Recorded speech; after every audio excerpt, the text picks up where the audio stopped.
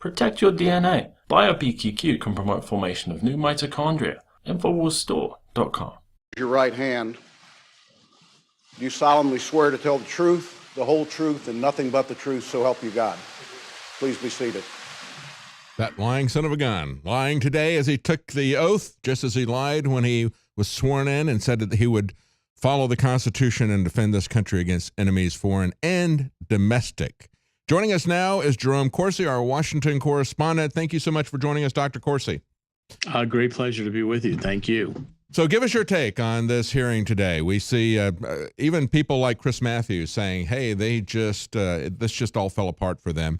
Yet we still have people like CNN saying, look at this. He said Donald Trump lied, so that proves it. So what's your take on this? How do you see this developing in the future? Is it simply going to be more of one side saying our guy won this?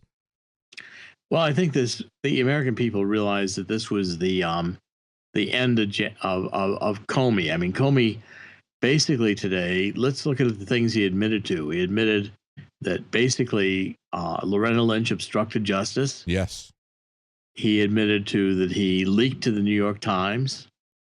Mm-hmm. He admitted that the stories published in the mainstream media, including the New York Times, were fake news. Yes.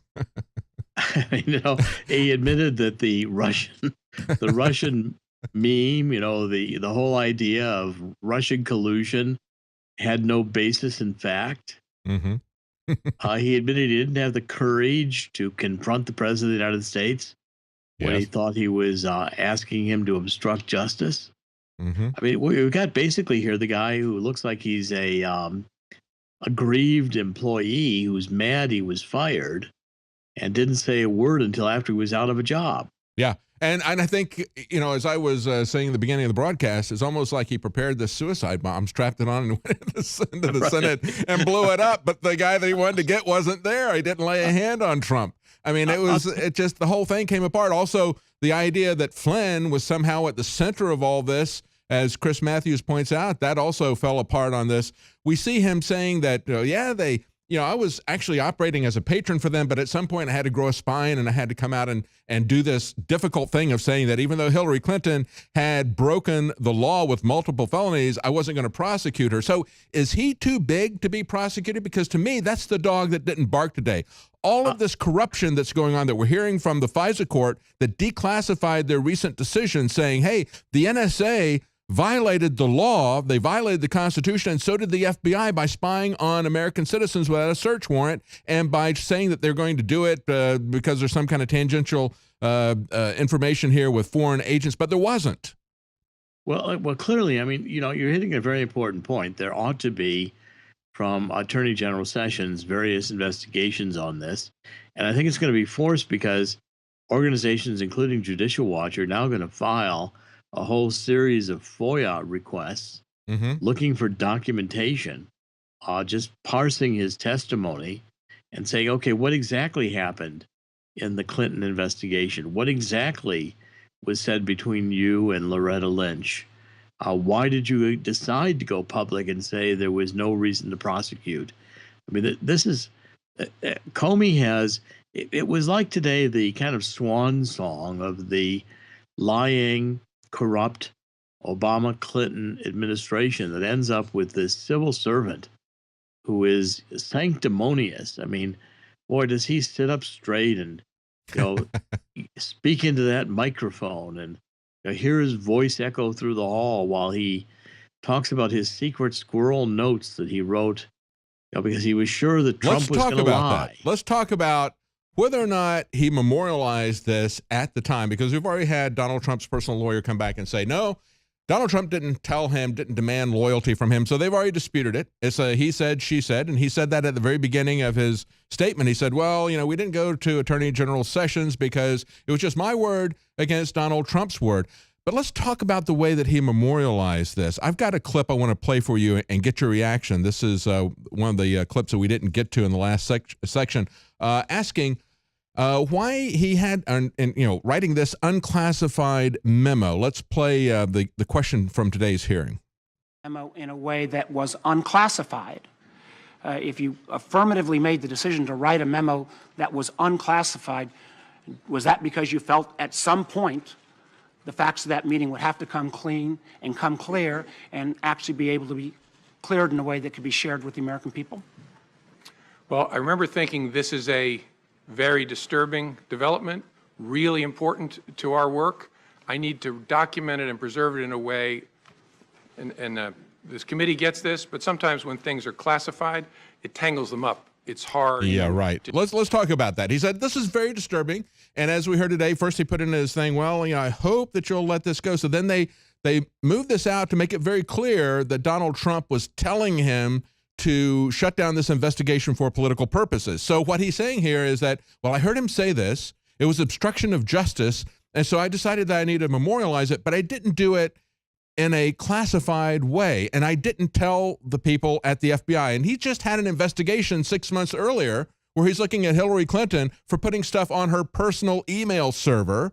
And as we looked at that, we said, look, when she has a discussion with a head of state, that's born classified. Well, the same thing is true of this. If he had put this on his work computer, then it would have been memorialized as being at that time instead of something that he concocted later on.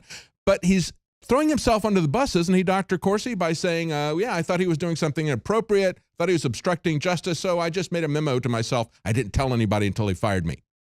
Yeah, well, I mean, you're exactly right. First of all, it was done on an official computer, so that makes it an official document.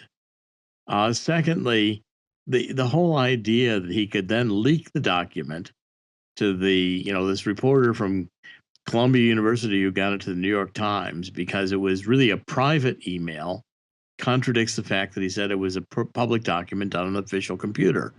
Now, the reality is, and I've done all kinds of training on the psychological issues regarding political behavior. Well, I did a lot of terrorism work, and this is schizoid fantasy world behavior. I've decided that I know that Donald Trump is lying. Well, how do you know that? Well, in my own mind, I've decided it. So I've gotten on my own little fantasy world. Yeah, he doesn't even pretend that Donald Trump said that. He writes down something that's very vague, and then gradually, as they prompt him, he comes out and says, yeah, I really do feel that's what he was saying. So right, I knew it. I mean, I had the radar out, and I sensed it, and I felt, and Obi-Wan Kenobi was standing in the background, and I had this thing, and I knew what he was saying, so I decided I was going to write it all down. And of course, he's writing it all down in a way that is as damning as possible to Donald Trump, because he's already decided in his own mind that he's now going to frame Trump. These are his CYA in case he gets fired.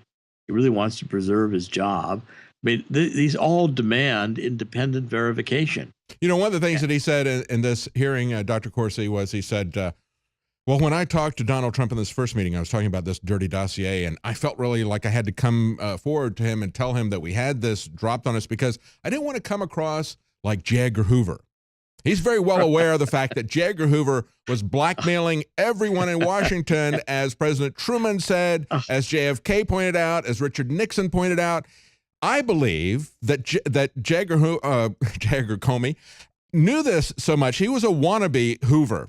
And I believe, and we even had people talking about this from Politico saying, even Hoover didn't try to come after both candidates at the same time to make sure that he had these people investigated, because if they take him out or they do something about his violating the law and looking at citizens, then he can say, you can't investigate me. I investigated you. So that makes you look guilty.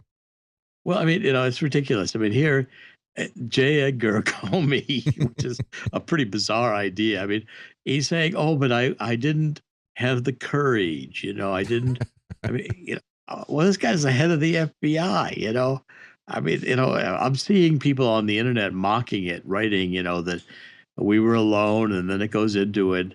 And Trump put his hand on my thigh. That's right. It's almost like a romance novel, the visceral aspect of it. He said, there was this moment of silence between the two of us, as if I thought he was going to embrace me suddenly. Thank you so much, Dr. Corsi. And of course, Dr. Corsi did an excellent article breaking down the long, dirty relationship of Comey to the Clintons and to other people. When we come back, we're going to have highlights from today's discussion with Alex Jones about what happened today. We'll be right back.